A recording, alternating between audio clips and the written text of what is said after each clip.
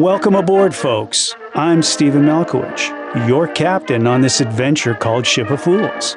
I'm a fool. Lucky for you, I'm not sailing solo. Join me and a boatload of people, all just trying to make sense of this crazy world. It's a fabulous mess, and you're invited. I'd like to welcome Connor Robinson here, who is a professional lacrosse player. Welcome to the Ship of Fools, where wit meets wisdom. Appreciate you showing up, coming. And I wanted to start things off here. And for those that are listening and watching, we do broadcast this out of British Columbia, or we record it out of British Columbia. And we're in the Lower Mainland of British Columbia, where lacrosse, I would say it's one of the hotbeds. Yeah, I'd probably say between here and kind of the greater Toronto area, it's like the top two places in the world for box lacrosse. For box lacrosse. Yeah. And it's heavy duty. And there used to be a saying about hockey. I went to a fight and a hockey game broke out. And after the recent Man Cup, I went to a fight and a lacrosse game broke out. And for the sake of brevity, we're at the end of September and the Man Cup just finished up in New Westminster. And it was a classic New Westminster Salmon Bellies versus Six Nations. What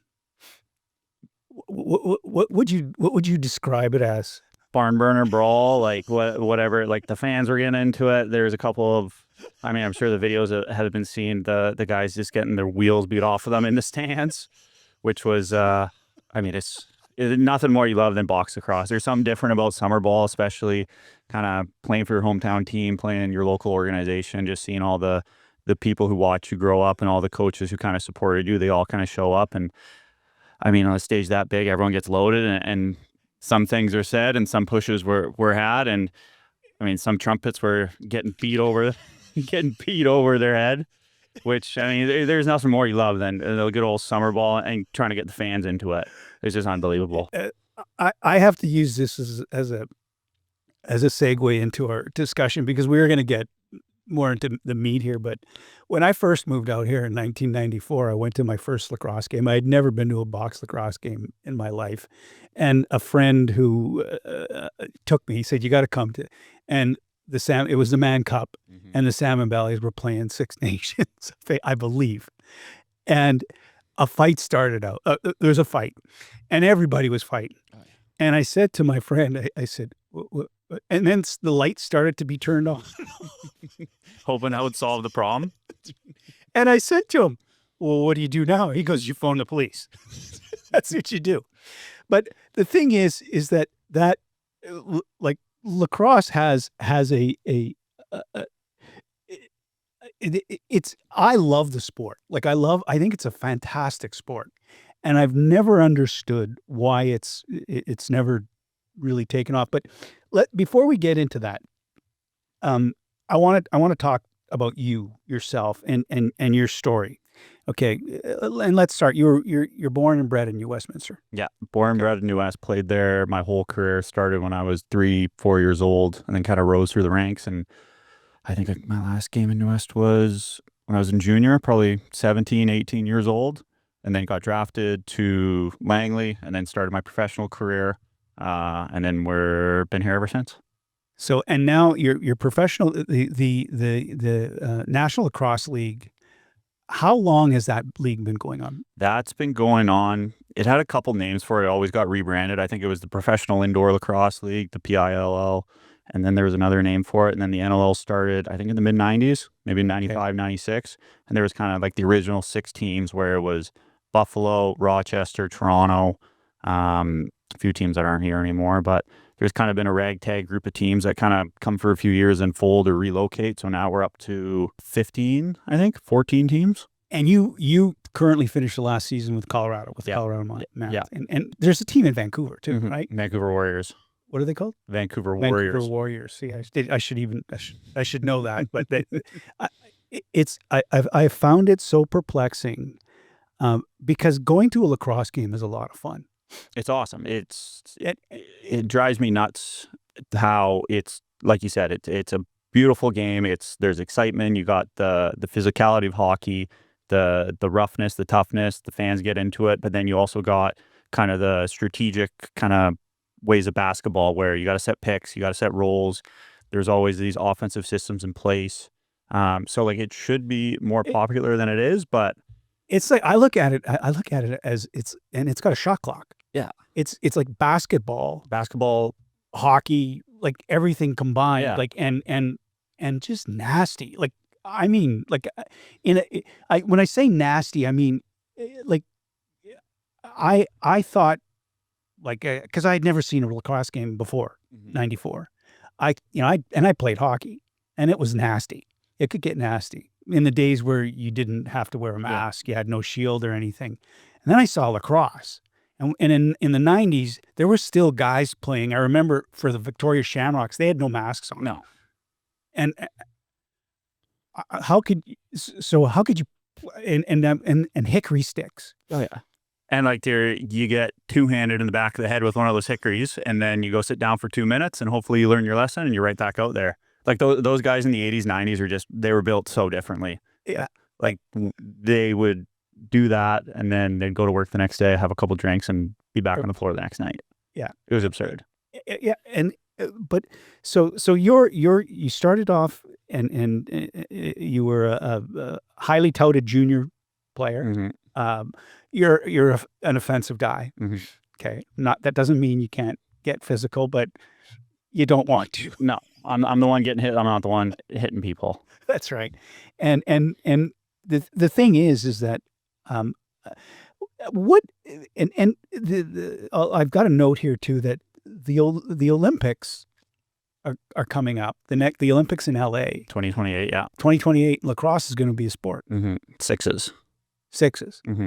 And like what is that when you say sixes? What does that mean? So 2 basic types of lacrosse before sixes got kind of created a couple years ago, I guess. There was box lacrosse, where we're talking about now, and then field lacrosse played on a soccer field. And the field lacrosse is really big in the American game and down in the States. So they wanted to find kind of a happy medium of both, because box lacrosse is a lot more pro fan. Like it's a lot faster pace, it's a lot more fan engagement, a lot more excitement. But they wanted to find something in a happy medium, because field lacrosse is too slow. And then when the Olympics are coming around, they wanted to get some sort of lacrosse back in there.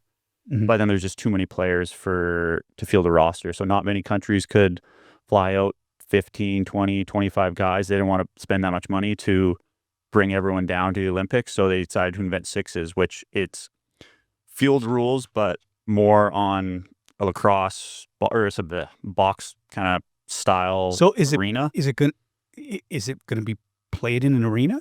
No, it's on a field. It's box size field, but it's played outdoors. And how many guys on the field? Six. Hence the name sixes. So, okay.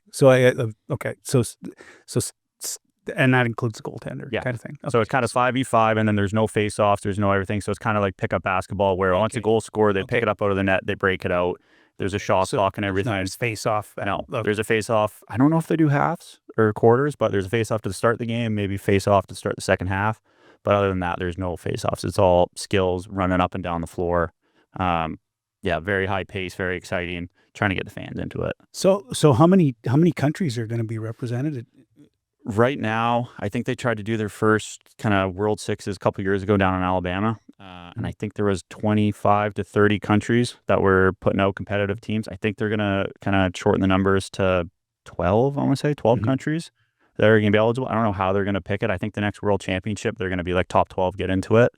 But it's exciting for kind of the lower countries, the developing countries into the game of lacrosse, where you don't have the structure of, field lacrosse. In my opinion, it's the most boring type of lacrosse. It is. It's because it's kind of like soccer, where it's all kind of, you wait for the defender to make a mistake and then you capitalize. But you guys with 8-foot-long sticks. And you're passing the ball for a minute and a half, and it's boring. Box lacrosse is way it's electric. I wish it was box, but it's just, there's not enough countries in the world playing it. I think it's only us, the States, and the Haudenosaunee. at the Iroquois team are really the three primary and the three kind of heavy hitters in the lacrosse world. So I think the other countries that are kind of moving up in the ranks and kind of getting on our level that aren't quite there yet, they're doing a good job, but they're still not there yet. Mm-hmm. And you bring this up, you were invited to the Olympic camp, and how many players did they select? So they did, what was it? 42 were invited, 18 got picked for I think it was up in upstate New York in 2022, I want to say. Mm-hmm. So yeah, it was top 42 Canadians in the world. It was some of the best lacrosse I've ever played. Because like you get to that skill level, and I'm not saying the NLL isn't the top tier players, but you get the top tier and then you kind of narrow it down even further. Yeah. And just the skill level and the fast pace and kind of everyone is the best of their position. And it's so much fun swinging the ball, everyone you don't really have to say much because everyone knows where they're supposed to be. I mean, it's awesome. So we'll get to the brass tacks here of the NLL, the league. You play what, a 24 game schedule? 18 game schedule. And do you play every team once, or? Yeah, so they changed it to kind of create more fan engagement. So it used to be we have the West Division, East Division.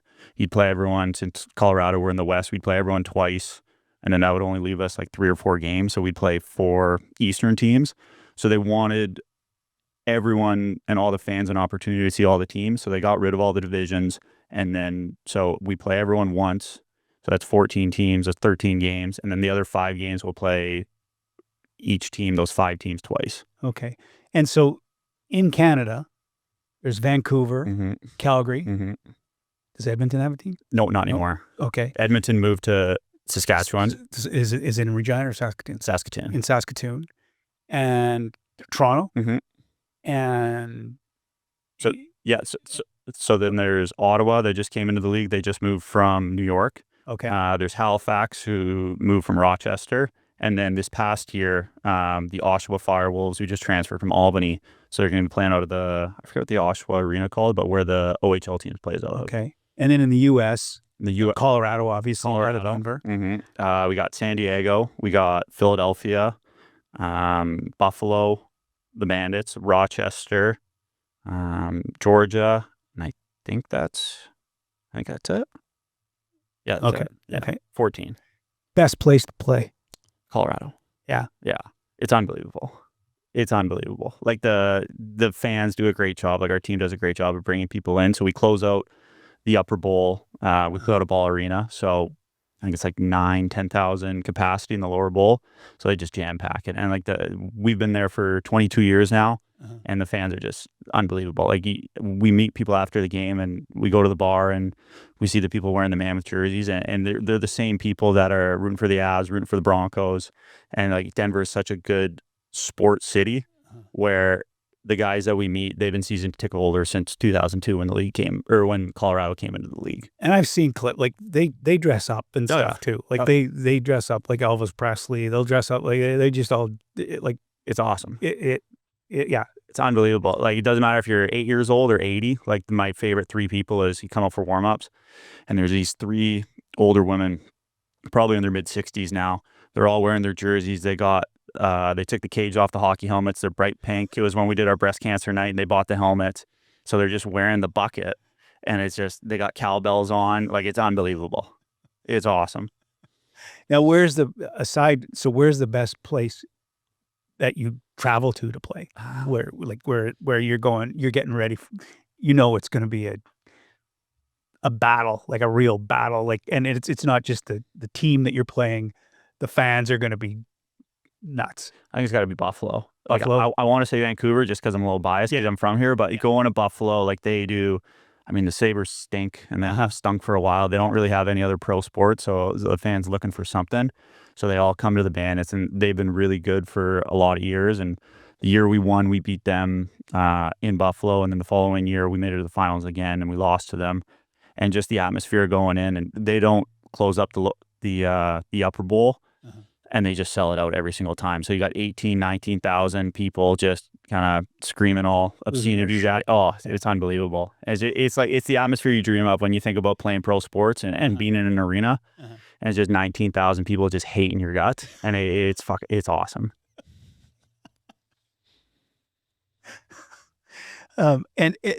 So the why, if it's like the game, what holds it back from the popularity that it should have? Because you are like, it's like there's a shot clock, and there's offense and defense, and I remember the first time when I was watching it, actively watching it, there was actually an art to making changes too, like how, and there's that, and a lot of people that I would imagine those that are watching or listening that don't know about lacrosse, maybe explain the rules of, like, the shot clock is, how long do you have? 30 seconds? 30 seconds. You have 30 seconds from the time that you cross the center. No, so as soon as you pick up the ball. As soon as you pick up the ball. Yeah. And it's played with a white, I guess, like, do they still call it an Indian rubber ball? Just a rubber ball now. A rubber ball now, I guess you can't say Indian rubber ball, but I just did. But a rubber ball that's white, that is extremely, like, from a fan's perspective, it's hard to see. Why is it white? I don't know that. We tried, one of the companies came in a couple years ago, and they tried to bring in like a new type of lacrosse ball, and it was bright orange or it was green. And like, we didn't hate it, but just something about like the white ball, like it's definitely challenging from like a spectator's view, especially in arenas that size, to track it. But I don't know, it's just something we grew up on. And like, when we use green balls, orange balls, we'll use them sometimes in like field lacrosse, when we're just like kind of practicing around. It's way harder to see. Really? Yeah. It's just something about the white ball. Yeah. Because it's like, and it's so fast. The game is so damn fast. And, you have to have really good hands too. Like, the idea, and I encourage anyone that is listening or watching this that has never gone to a lacrosse game, even watching it on TV does not do it justice. No. You have to be there live and watch it. And it combines everything. Like, you have to be in shape. Number one. Yeah. Number two, you have to be aware of where you are at all times, especially if you're someone that is, like yourself, a offensive player, because you will be targeted. Yeah. There's been times where it's like, if you're kind of, I don't want to say you're zoned out, but like, you're not really paying attention, like, you just get smoked. Yeah. You get smoked. It's completely illegal. And I do remember saying this, asking my friend, what's illegal? Not much. Not much. Like, how is that not a penalty?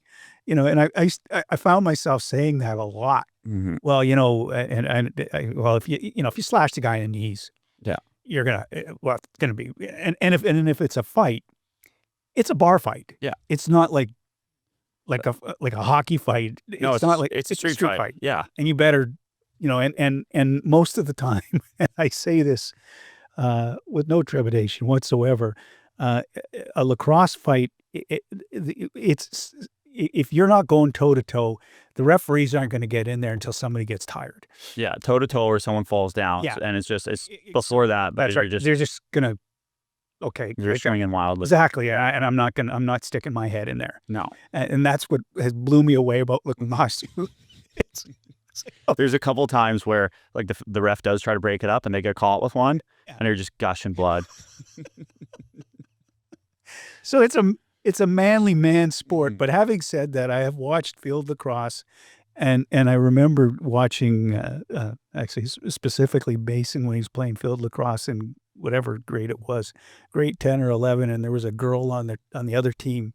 Oh no, it was on the US team, and they were playing field lacrosse. And when the girl got it, the entire other team hollered "girl," and they all just jumped on her. It wasn't funny. I felt so sorry for her, but they hollered that out. But there is girls lacrosse. Yeah, there's girls lacrosse. Right. Yeah, in Girls box is a lot more similar to the men's game, and then girls field, they have completely different sticks. But it's not. It's just men's. Is it men's and women's in the Olympics? Yeah, there is. Okay. Wow. So I'm learning something here. So now your roots in lacrosse, like New Westminster, is got a storied tradition of lacrosse, like the Salmon Bellies and so there's the National Lacrosse League, and then there's another league that's called the Western Lacrosse League. Yeah, so there's the summer. So the West Coast is the Western Lacrosse League, and then on the East Coast it's the Major Series Lacrosse League. Okay. So both those teams play in the summer, and it's all kind of like the NLL guys who just in the summer looking to stay in shape, looking for something to do, keep their sticks in their hand.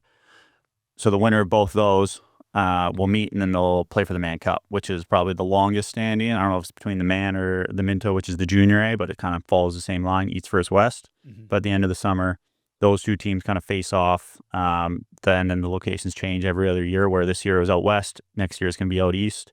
And then, they battle it out best of 7, and then winner take all. So how long is that season? It runs, I want to say May to September. It usually starts. So kind of, if you're making it all the way to like the NLL finals, which usually ends the last weeks of May, first weeks of June, if you make it all the way there, you're missing the first couple games of the summer ball season. And then it kind of runs through all there. And then once September hits, you get like a 2-month break, and then training camp starts beginning of November, and you're right back at it. So in the National Lacrosse League, you're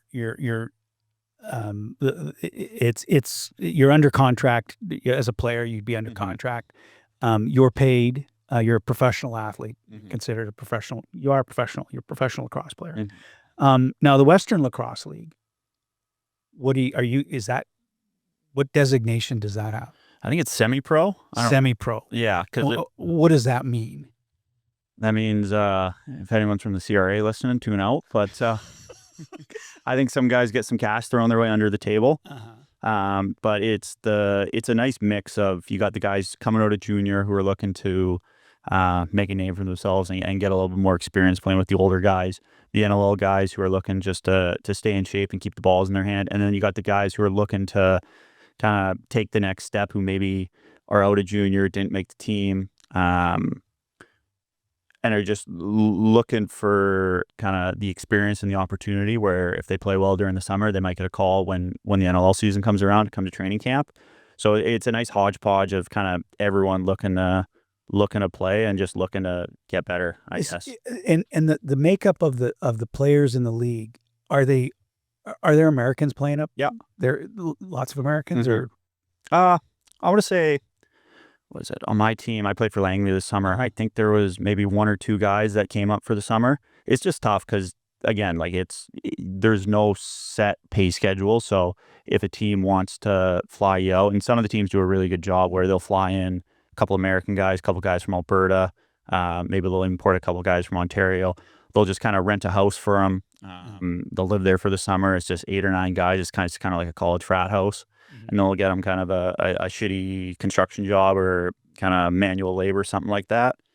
So they get a little bit of cash in their pocket so they're not just kind of. So you're rather unique, Connor, because you're the first lacrosse player out in New Westminster that's not a fireman. I know. Not yet. That's not. Is that an inside joke? Would that be considered an inside joke? But no. When you think lacrosse players, I think if you look at grown men and the professionals, if you look at a room of a team, you have at least 4 or 5 guys that are firefighters. Yeah.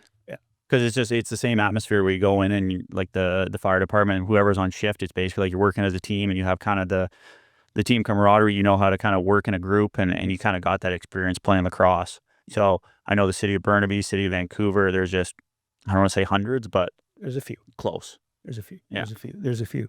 So the big show, the National Lacrosse,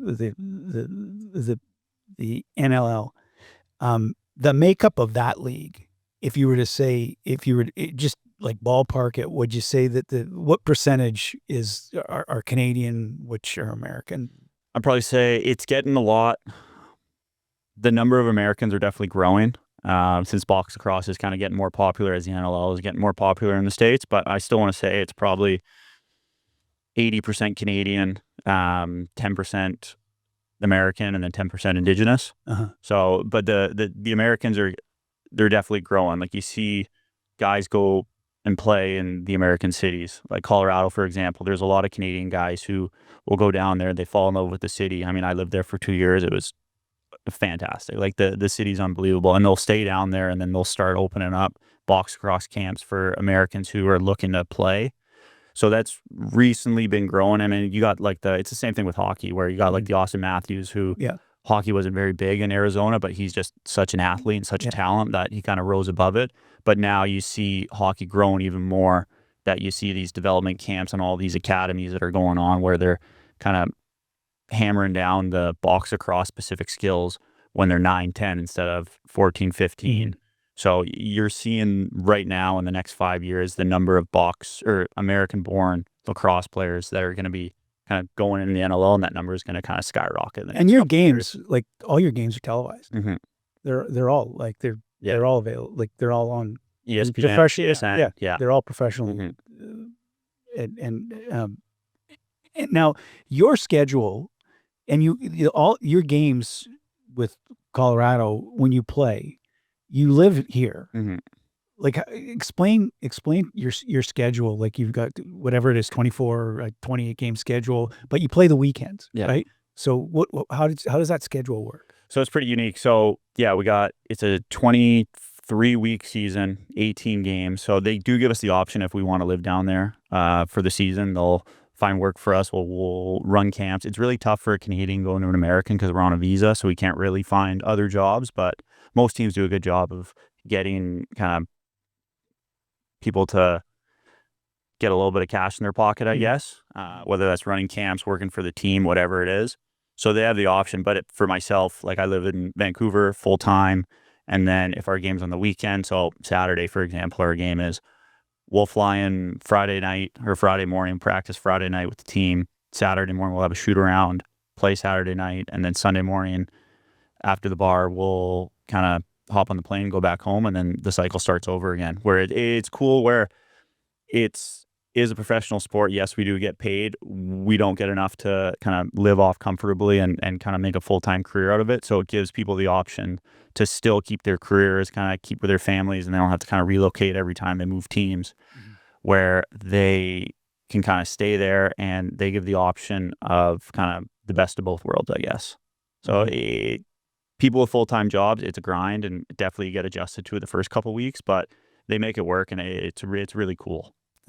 And so how many years have you been playing in that league? I've been there. This will be my 7th year. 7th year. And I saw that you recently in July here, you with the Langley Thunder, you hit a 100-goal milestone. How long have you been with Langley? 6 years. 6 years. 6 years. Yeah. So you're like a hero in Langley now. 20 years in Langley. No, the Langley team, it's so cool because you get to see kind of the younger guys kind of come in, and same thing with the NLL, where you kind of get hurt. The season goes long in the NLL. You kind of take a step back and kind of heal up, and then you're right back at it again. So it's cool. And like the Langley Event Center is just an unbelievable place to play. Like it's a beautiful facility. Yeah. Well, they used to have an NLL team there. It was the Vancouver Stealth before they moved to Rogers Arena and became the Warriors. That's where they played out of. See, I could never keep track of. Lacrosse is one of the most confusing. There's 9 different leagues. Every team has 8 different names. But the same, and what was it? It was a Chris Gill. Chris Gill. He's a Vancouver firefighter, but he was a player. He was a player. Yeah. Wasn't he a player? Yeah, he played, and then he coached for Colorado. I think his coaching tenure ended, I want to say 3 years before I got there. But yeah, he was a hell of a player, and then he became a coach, and then he still gives back in the local communities. But that's the kind of thing where lacrosse is growing because these people are playing professionally. All these guys who know the game so well, they finally, when a time comes for them to stop playing and take a step back, they still give back to the community in their own way. So like, what would you say? Like the what is the biggest impediment to the growth of the game? Like, it is growing. It's Okay, growing. it's yeah. growing. But what's the knock against it? What like I've like that's 25, that's 30 years I've been watching lacrosse. And I do remember, because coming from the prairies, Mhm. we never saw No. not never, ever. And isn't it supposed to be our national sport, Canada's national no? Yeah. It is. No, it is. It is. Yeah. And why is it it is growing, but why is it not more popular? Like, what's the impediment? So there's two things in my opinion. The old saying that kind of passed around the lacrosse world is nobody screws up the game of lacrosse and kind of gets in the way of the game more than the people in charge of doing it. Because there's so many people with so many great ideas, and everyone kind of has the same idea where we want to grow the game. Like, even the slogan in the NLL is the next major league, but everyone has their own ideas and nobody wants to work together. So let's say both of us have a great idea. Instead of saying, all right, let's kind of talk about it and really kind of hammer down and really get it down to one idea, it's no, I'm going to do whatever I can to screw you over and to make sure you fail. So my idea, so what, by the time I make you fail, then kind of my time is run out and I'm 8 steps back to where I really want to be. So no one can play in the same sandbox. No one can get along, which it's disappointing because there's so many people who have such a passion for the game and the idea to grow the game, but then it's just everyone's just trying to step over everyone to get to the finish line, where by the time you're even halfway there, then everyone's kind of battered and beaten. So I'll throw this out. This idea, and it's not an idea. There was, would it make and this could be the stupidest idea, but would it make sense to have one individual own every goddamn team? And You think so? because there's major league sports, and I the NHL exists, and has existed, and hockey is there's one thing hockey can bring. Everybody's got, you gotta know how to skate. Mm-hmm. Like, you gotta know how to skate. That's not to belittle lacrosse, but lacrosse, you would think it would be more popular, Mhm. because you just have to be able to walk Mhm. or run really fast, and it's got probably more in common with football. Mm-hmm. Really, like, actually, it does. And you throw in the idea of basketball with a shot clock, and any time that you need, like, hockey is an very expensive sport to put your child in, because I mean, you need skates, you need all the pads, you need ice time. that's right. You need ice time, Yeah. and you need you need ice. Mhm. But you're playing lacrosse in a box that has it's like the floor, Mhm. and in the wintertime, there's ice on there. So I just and the barrier to entry, and I do remember, because when we moved out here in '94, you could the incentive, I could rent the equipment Mhm. for my son to start playing lacrosse, and of course I was going to do that, like, because I watched the game, I went, of course I want it. Why wouldn't I? Yeah. I wanted to play, and it was cool. And watching all the little guys out there and little girls chasing the little soft wiffle ball, it was cool. And nobody got hurt. It was activity. It was no barrier to entry was an outdoor lacrosse box. That was it. And contained. It wasn't like, soccer, to me, like, and then this isn't to belittle soccer, not at all, but it's pretty boring, because So boring. there's At most, you'll get what? In a very exciting soccer game, you'll get what? 4 goals? 5 goals? maybe, Yeah.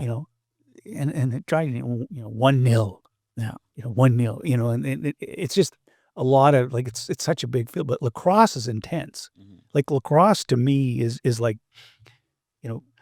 sometimes I'd like to see basketball played like that. But those guys are and it is as exciting, and the net is really, really small, Mhm. and the goaltender in lacrosse has to be nuts, Like you, All goal. Yeah, it's just it does whatever sport. Like if you decide to go in net, like you got a couple screws loose. like, and you got it. Like comparably speaking, the weight of a hockey puck, like that, is the rubber ball heavier than the hockey puck? I think it's about the same. I think the hockey might be a little bit heavier just because you get like the condensation from the ice on it. Okay, But I think the lacrosse ball hurts. it's solid. That's It hurts a lot. one of the big reasons why I don't play defense. Because you see these guys, like I loved going in net until I was about 8 or 9 years old. And when I stopped kind of being able to track the ball the whole way in the shot and they started zipping by me, that was, all right, I'm Done. I'm done. That's enough. I'm done. Yeah. Because like there's something about where like you see a slash coming, like you know it's going to come, so you can expect like getting hit, and like the pads do a great job of kind of deflecting it or whatever it is. But like you get a ball whipped and you get hit in the leg, get hit in the ass, get hit in the. It hurts a lot. It's brutal. Yeah, And I have been hit by a lacrosse ball. It's like paintball. it's awful. It's awful. And like you see these like guys in the professional level where like they're diving face first trying to block a shot, which I mean kudos to them, but like they're nuts. It's crazy. You're nuts. You're nuts. It is crazy. So but the game has so you were drafted. You played junior. Did you win a Minto Cup? No, I never did. Never did. No, made it to one Minto in 2013. It was in New West. We lost to Whitby. And then other than that, no, that was it. Okay. So then you ended up, and you've been in Colorado for 7 years? So I was drafted into by Saskatchewan in 2018. Okay. So I played 2 years there, and then COVID hit, and then I was traded during COVID to Colorado. We had one season fully canceled because of COVID, and then we came back. My first year there, we won. Second year, we lost in the finals, and then I've been there. This will be my 5th year going in. Okay. And currently, the game is the atmosphere of the game different in Canada as to the U.S.? Like, is it? And I ask this question because I'm like, is there an expectation? Are the expectations from the fans different in Canada as they are the U.S., or is it just the same? No, I think it's about the same. I mean, the people who come to box lacrosse games, they're kind of like the same crop of people. Doesn't matter what side of the border you live on. They're the hockey fans that want to come watch something other than hockey for maybe a little bit less of a price. And that's the other issue too, is that the pricing is reasonable to come out and watch a lacrosse game. Exactly. That's a big deal. Yeah, like I think tickets are probably 20 to maybe the max is like $50 if you want to sit right on the glass. But it's very affordable for families who want to come in, kind of watch the game. I mean, you're going to be spending money at the concession stand, whatever it is. I think they lower the prices too for lacrosse games just to kind of make it a little bit more economical for these families. But yeah, it's a way better night out with the family other than spending $250 for a competitive NHL game. Yeah. And that's the thing that I've never understood why it's not more, it has not taken off. Like I mean, like you said, it's a great game. And I mean, you went to your first game in, what did you say, 94? So like the same thing with me. When the Warriors moved to Rogers Arena, they advertised it as a kind of like a pregame for the younger generation, where it's like, hey, come here, have some cheap drinks, kind of start your night out, come watch some game of lacrosse. I think they're advertising $5 beers, whatever it is.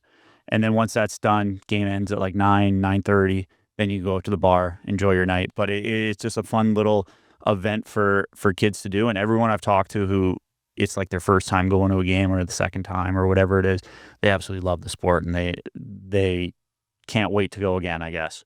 But I think the one big issue is, which we're making the right steps. We got 2 guys who took over our Players Association and our union, where they're trying to grow the game. But we have a great TV deal with we have a great TV deal with TSN and ESPN. But then there's just kind of like the old age where you go to a restaurant and the eyes eat first, where if you come out and you get your dinner plate and it's all kind of messed up and everything, it's not as appetizing as going out to like a 5-star steakhouse and getting like a prime rib that's just covered in all the good stuff. Where you log on to a TSN game or an ESPN game on the app, and the first quarter you might not have sound, or in between commercials or TV timeouts, it's just blank space. There's no advertisement. So it's really tough for people to log on and be like, look, I want to go watch a game of lacrosse. They got to go to page like 3 or 4. So they got to specifically go there to kind of get it, which I get. Like they're running a business. It's not as popular as the NHL, NBA, whatever it is. So, I mean, someone's got to be on page 3 or 4, but I think we're making strides in the right direction to kind of grow the game in the right way. And we got the right people in charge now, who like their sole purpose. I mean, the 2 guys who kind of headed up our union, both were former players. One still plays for San Diego. The other one, he decided not to play, but he's a full-time lawyer. So he's really full-time trying to kind of make this league full-time and kind of make it as enjoyable for the fans, and then try to kind of get as much for the players as he possibly can. So we're making steps in the right direction, but I mean, I like to think of it as like we're kind of like the NHL in the 80s, 70s, where they're working, they're kind of, you see the light at the end of the tunnel, but you're just not there yet. So I think the next kind of generation of lacrosse players, if we are kind of keeping on this direction, we'll be able to play full time, and we'll be able to kind of pull out a full schedule and and earn a living. Exactly. And not have to work a second job if they don't want to. And do you see the like? Is there a reason for the length of the lacrosse season, like the NLL season? Is there a reason that specific length, or is that schedule, or could it be longer? Like, it could be both. I think the big issue we run into is like we're owned by Kroenke Sports and Entertainment, and we got to kind of fight for arena time for hockey, basketball, concerts, whatever it is. So we only have to do 9 games a year. So 9 Friday, Saturday, or Sundays we got to get through this whole year. So I know a lot of the bigger teams that play out at NHL size arenas kind of are the last at the watering hole. So we kind of get what's given to us. But I think a lot of the smaller arenas, like Vegas, for example, Saskatchewan, Toronto, they're playing not in NHL arenas, but arenas that fit 8, 9, 10,000 versus 15, 16. So they get a lot more opportunity to play kind of the schedule that they want. So as the game grows, I think we're going to be able to kind of have more say at the dinner table, but we're not there yet. So is and each of these franchises, they're privately owned, right? Yeah. So you've got your owners, and presumably the owners would be making a buck, right? Hopefully, yeah. You'd think they would be. Yeah. And the average, like when you like the average, what's the you're currently a restricted agent, free agent. Yeah. So that means that you have to, the last contract you had was how long? 3 years. 3 years. So that contract has expired, but your expectation, they still hold your rights. Yeah. So it's for the NLL, you're a restricted free agent until you're 30. And that just basically means that I am property of whatever team I play for. If I decide I didn't want to play for them, I could say no. So other teams could reach out and offer me a contract or whatever it is. But since being restricted, the Colorado, for example, Colorado would have an opportunity to match that deal. And if they do match, then I have to sign with that, or I just sit out for the year. Okay. But that goes till you're 30. And then once you hit over 30, you become unrestricted. So you can sign with whoever. You can sign wherever unless you get franchise tagged, which What does that mean? Franchise tagged is you get one team gets it per, each team has one franchise tag. So you can tag a player, it's 20% above whatever the maximum salary is. And it's here, take this money, you can't leave. Kind of the same thing with like the restricted free agency idea, where it's you can't leave, whatever it is, here's all this extra money, and you can get tagged until you're 33. So once you hit 34, you can kind of go wherever you want, and nothing's holding you back. But you got the chains on until you're 33 if you're one of those premier players kind of going into your 30s. And how long does what would be the average length of a career playing? I want to say like 5, 6, 7 years. I mean, you got guys that are kind of the guys feel like they could play forever. Like we got a goalie in Buffalo. His name's Matt Vince. He's 42, 43, and he has no sign of slowing down. You got a couple old guys that are kind of in their late 30s, and those are just kind of the cream of the crop, like the best players and kind of climbing the all-time ranks in points, assists, whatever it is. So you got those guys, but then you got guys who, again, like it's not a full-time sport. You can't really make a full living. So a lot of the guys they kind of hit 30, 31, and they're kind of tired of traveling every weekend and kind of hobbling around Monday to Wednesday. But it's physical as hell too. Very, it's not like it's physical. It takes a toll on your body, not only the game itself, but just the travel and everything. Yeah. Like you fly out the day before, you play, and then like you don't really get to see the guys because a lot of the guys live all across North America. So after the game, you go to the bar, try to create that team camaraderie, spend time with them, and then you're not sleeping. And if you are, you're sleeping for 2-3 hours, and then you're flying home, and then you got to get back to your regular life. So it definitely takes a toll on your body. But I mean, it's a blast. You obviously love it, and you're obviously pretty damn good at it. It is a game. The other thing too, but what I say, like, it's a game where there's offense and defense. There's a shot clock, but contact is allowed even when you don't even have the ball. Yeah, you're getting whacked. Oh yeah, like you're getting whacked seriously. Like you're getting hammered. Like all the, and I mean that. So yeah, like slashing is legal. Yeah. So slashing kind of above the hip, below the neck, it's kind of fair game. And like we have enough pads where you don't really see it under the jersey, but you get once you get to that age, you get pretty good of kind of getting your pads done up where you don't really feel most of them. But somehow those defenders always find a way of kind of finding the chinks in the armor. But no, it's once you have the ball. Once you have the ball, like, and you're over center, whatever it is, the other team kind of, I don't want to say it's free reign, but they're definitely, if you go into the middle, like they're allowed to push you out by, I don't want to say any means necessary, but pretty darn close. It's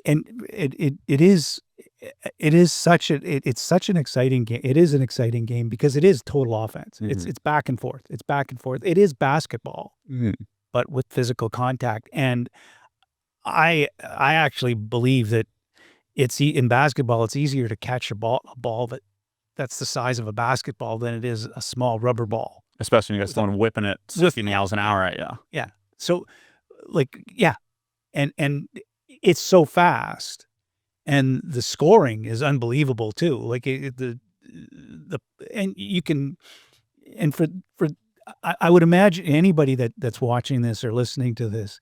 The crease, you're not allowed to step into the crease when you're on offense, right? But you can jump over it. You can jump over it. And that's what happens a lot, too. Yeah. You jump over it. You jump over the crease and you're scoring behind your back or whatever the hell it is. And you're a southpaw, too. Left-handed. I had to think about that one for a second. I had to think about that one. No, but that makes it, that's even, in any sport, coming from the left side is that's a different perspective. It is. It's harder to defend against in any sport. Hockey, but baseball certainly, and lacrosse, you're coming from the other side. Yeah, because you grew up and there's just so many more righties. That's right. And have you played with or played against players that are virtually ambidextrous that can? Yeah, so like most of the Americans, like when you grow up playing like the American style of field, like Canadians are taught you got one hand, get real good with that hand. I mean, myself, like I went to college, I played 4 years there. I think I put it on my offhand once. Like it's nice to be able to be competent with it, but like the Americans are taught where you want to have two hands because the field's so much bigger where if you're defending me, you don't know if I'm going to go left or right, and I kind of smoke you with both, and I'm equally as good. So you see that in the American game a lot where the American players are very good with both hands, but box, it doesn't really work that well just because it's more constricted. It's a tighter space, so it's really tough to go from the left side to the right side, especially with the shot clock. By the time you get there, there's like 5 seconds on the clock. Yeah.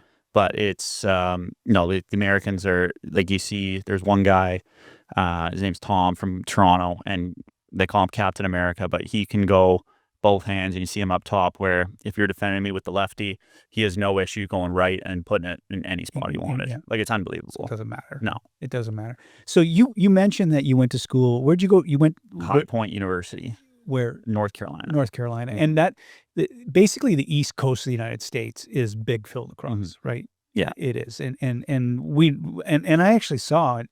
I think it was on TSN. There's a field lacrosse league too. Yeah, the Premier Lacrosse League. Premier Lacrosse League. And I saw because going through TSN and looking, and I didn't even know it existed. What's that? What is that? How many teams are in that league? So there's 7 or 8. It started, I mean, this is kind of, it goes back to the no one gets in lacrosse's way more than people in lacrosse. So I understand it's 2 different sports, but so it started as the NLL. When I got out of college, that was around for 20 years. And that was kind of primarily on the East Coast. So then that ended up folding because the PLL, the Premier Lacrosse League, came in. So they have kind of a traveling circus kind of schedule, where this past year they finally gave each team like a city. So you got like the Philly Water Dogs instead of just the Water Dogs, the New York Atlas, kind of that. But they never really have set home games. So every single week it's in a different part of America. So I think one week it would be in Boston. So instead of just having Boston's game there, they would bring everyone there. And then Friday there'd be 2 games, Saturday there'd be 2 games, Sunday there'd be 2 games. So how long has this league been going on? 4 years. Okay. See, I just found out about it this year. So it started just when COVID-19 hit, that pandemic. That was their first year doing it, and how the league started. So, and are the same guys? Are there guys that play in your league? Yeah. And the WLA. So are they all? Who's all? Like this is where it gets confusing. So it runs the same time as the WLA in the summer ball league, where training camp for the PLL starts right when the NLL championship's happening, and that goes all the way until I think it ended this past weekend. So September 20th ish is kind of when the finals is, and it runs through that entire way. So you kind of have to pick one between the PLL and summer ball. But the ironic thing is, once you lose in the PLL, and let's say that your rights are in whatever team making the Man Cup, they have the opportunity to bring you in. So New West brought in a few guys that were playing the PLL all summer. Their team lost, and then they just kind of get on a plane, come here and play summer ball and just play the best of 7 series. So they kind of bring in a couple ringers, I guess. Well, I guess you know. It's just it's so confusing just trying to because there's I have a close mentor of mine who's he's in his 80s, and his son was he played in the Western Lacrosse League, and he was a good fighter. Like, I'll just leave it at that. But when the shit show that happened in the Man Cup happened, I happened to be having breakfast with him that weekend, and that was the topic du jour. And he was like, he doesn't have a lot of good things to say about the winners of the Man Cup this year, and has not for probably as long as I've known him. He just cannot stand them for making up their own rules, changing whatever the hell they want to do, and just they're I'm not even going to repeat what he said a couple of Sundays ago, because we were sitting out having a nice Sunday breakfast, and he was talking about, he was still just, and he actually, I think his 2 granddaughters are playing field college lacrosse down in the U.S. His son's 2 daughters, I believe, and he's big time lacrosse guy, from Alberta though too, and he just he said to me, it's never going to change. It's never going to change. Is it going to change, Connor? I hope it's going to change. I hope. I mean, the East and like Ontario specifically, like just the population, like there's so many more people playing lacrosse, so it's definitely, they have an advantage. Especially, we have the same rules. Sometimes they don't follow them. Like, who imposes who makes the rules? Like the rules seem to change. So they have a governing board CLA, the Canadian Lacrosse Association, that they do their rules, and then they kind of pass them down to East and West. And then I'm pretty sure they're allowed to kind of change it and kind of tweak it specifically for their own advantage, whatever they want. And then when it's finally time to meet and play in the Man Cup, the CLA is supposed to kind of go back and honor these rules, I guess. But like the rules are kind of more suggestions because like they have people coming in, and the last couple of years, like I mentioned, the population. So the East usually wins. It's always competitive, but they usually come out victorious most of the time. I think BC, the last time they won was 2015 Victoria. So, but we could edit this out if we. But I'm going to talk about Six Nations specifically. Okay. Well, no, you're gonna love this. So, Okay. last year, 2024, they put a new rule in because of it was such an advantage that once BC won, whatever team, they were allowed to pick 3 players from any team they wanted in the WLA. 3 players to pick them up to kind of even out the board a little bit. Who Six Nations could? No, New West. The New West could. Mm-hmm. Okay, so they could pick up just because Six Nations. I don't. They don't appear to abide by any rules. No, it's their game. It's their game. They read the rules. But no, so Victoria won. So they picked up 2 guys from New West, which is fully legal in the rules. They put it in like in all the whatever the rule book. So they picked up 2 players. There is a rule book. There is a rule book. Nobody knows where it is. I looked for an hour and a half when this whole thing was going down. I couldn't find it. It took me an hour and a half to find it, and it was like half. And they took out the one page that, like, it was literally it was on page 43, and if the rule book went 42 and then 44, because they just erased it completely. They erased it completely. So they picked up the 2 guys as they were flying out to the Man Cup back east. They held an emergency meeting where they needed a majority vote to pass the rules saying they weren't allowed to do in this. So all the people on the West Coast who were allowed to be in this meeting, allowed to vote, they were on the airplane, so they couldn't vote. So they held the meeting. The vote was unanimous. They landed. They're like, oh, by the way, these 2 guys can't play. And they're like, well, what's going on? What's going on? So they tried to protest. They didn't happen. So I think it was like game 4 or 5. They're like, you know what? They were up 3-1. They're like, all right, you guys can finally play. So they played like the last 2 games. So what are there's no ramifications to doing this. It's just like, no, it's just no. Like it's they try to say it's like the semi-pro sport, so there's a lot of kind of backroom dealings, I guess. But it's it's just a hodgepodge of kind of whatever. Do you think that is kind of like the impetus to the National Lacrosse League in not like the National Lacrosse League? You guys don't play like that. No. There's rules. There's rules. We have an actual governing body. Like the whole league takes care of it. So it's just local communities who just send the one guy, and like that's one issue with lacrosse is, I mean, I'm not in any of these meetings. I'm not in any of the kind of the, what am I looking for? What's the word I'm looking for? Kind of like the general assemblies of when they're making these stuff up, but it seems like they spend all this time and money making all these rules and regulations and suggestions, but then when it comes to kind of, we're finally get to them, let's check the rule book, they go, I don't really like it. Let's throw this out and let's figure out what to do on our own. And it's just, some people call it an advantage, some people call it strategy. If you're the West, you kind of you get upset. In the East, they just go, be better. Yeah. Mm-hmm. Be better.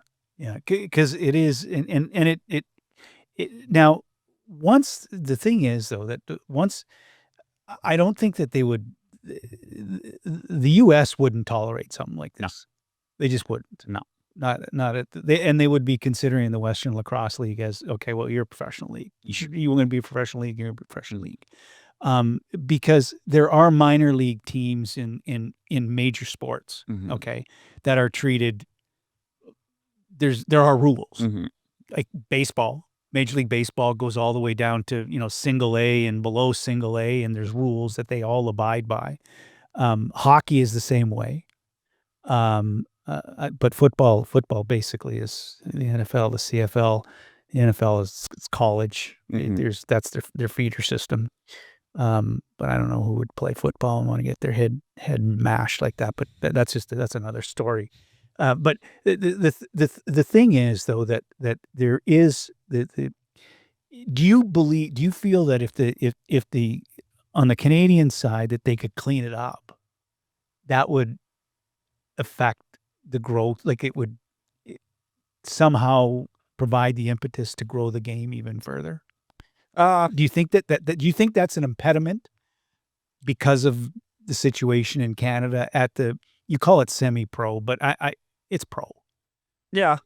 No, I don't think so. No, you think that's separate? I think it's separate because you got the NLL where that's on the national scale. That's where kind of everyone's looking. And I mean, summer ball has always been summer ball. I don't think it's ever going to change. And parts of it, I don't ever want to change because I mean, it's something about going to a 40-degree Queen's Park Arena where everyone's sweating, everyone's leaking, you're gassed, but it's the guys you grew up with and the guys you kind of learned to play the game with, and you kind of have that connection where there's something special about. Well, it's Queen's Park. Exactly. But even just British Columbia lacrosse, like there's guys that I'm playing against now or playing with that I've grown up since I was 7-8 years old playing against or playing with. So you kind of form those special connections with there, and it is so cool, and it's such a unique kind of sport where it's, I want to say it's kind of like rec ball, where like you go to the local YMCA playing basketball, these same guys have been there for 15, 20 years, and it's, you play the game, and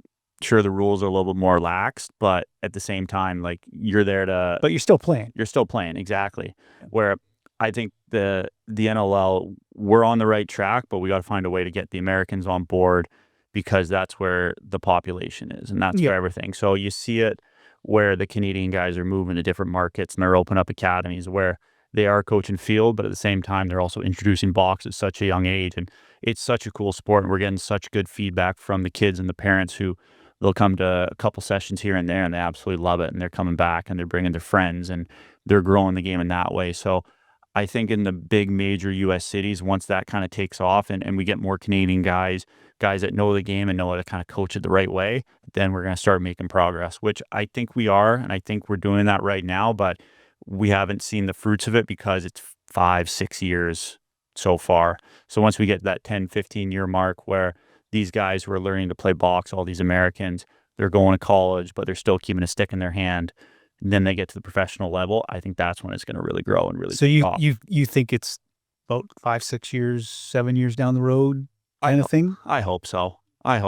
Like they were always saying that by the time kind of I was in the prime of my career, which is kind of right now, lacrosse would be taking the steps to go forward, and we're kind of looking to take that next big step where we got the guys in place for it, and you kind of see shades of things going really, really good, but then you take one step forward, 2 steps back in some aspects.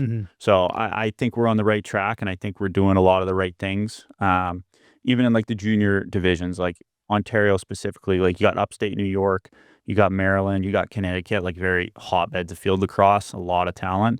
You got some of those guys coming up in the summer and playing summer ball and playing junior and getting that experience. And they're the premier players there, and they're really making an impact. So I think that's a really good kind of showing, and like good for young American kids kind of going on Instagram, YouTube, whatever it is, and seeing clips of, people where they're from, like Americans really kind of going above and beyond and being very successful in box lacrosse, and it kind of makes them want to do the same. So I think we're on the right track, but there's going to be some growing pains along the way.